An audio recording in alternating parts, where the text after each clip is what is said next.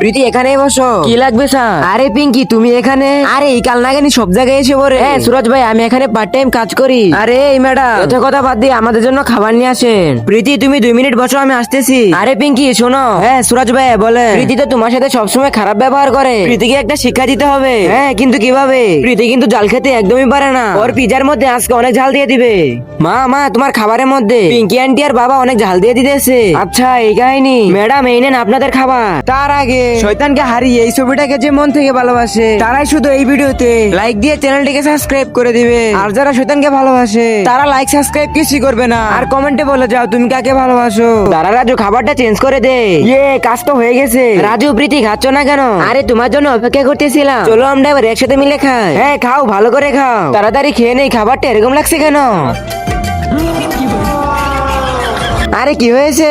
খাবার কি ভালো লাগে না? না অনেক মজা হয়েছে। দাঁড়াও আমি একটু আসতেছি।